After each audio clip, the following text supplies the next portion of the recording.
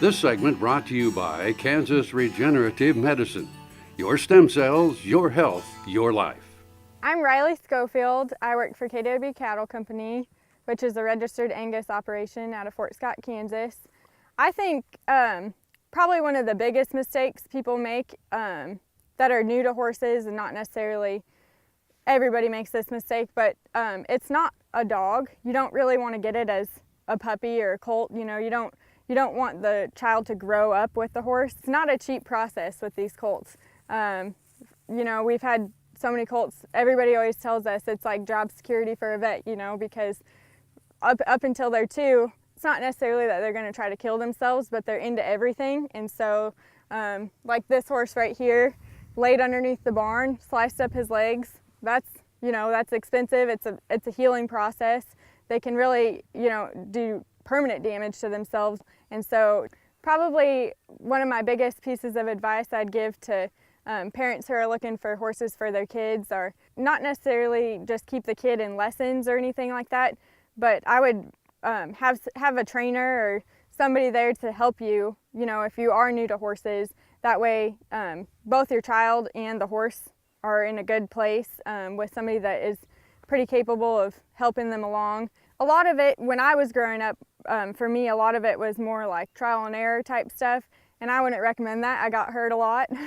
I was very fortunate though. I did find a pretty good trainer, and he really helped me and progress my riding, and that's, I think, the key to it is you have to progress, you know, to your horse's level. And so generally a lot of these kid broke horses are really broke. They're really light and soft, and you can do almost everything on them.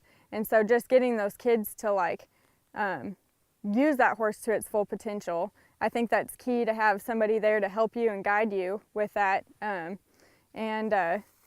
would say not necessarily old is better, but I would say generally for the most part, I've seen 5- and 6-year-olds that are really kid broke, but I would also say there's a lot of 10- and 12-year-olds that are good.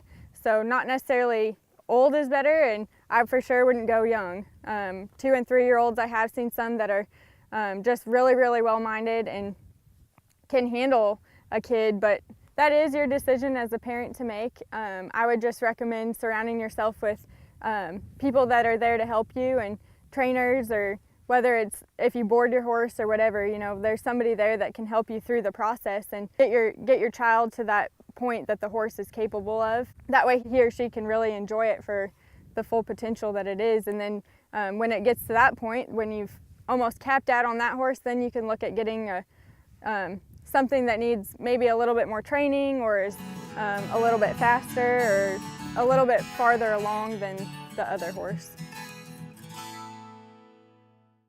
Soil is the life of a farm, and for 25 years, Sure Crop Liquid Crop Nutrition has helped growers produce abundant quality crops while preserving and improving the soils they steward. Sure Crop offers complete soil and plant analysis with cropping recommendations, delivery direct to your on-farm storage, and quality crop nutrition custom blended for your field. Choose Sure Crop for the assurance of excellence for your soil. Call today or visit their website for more information.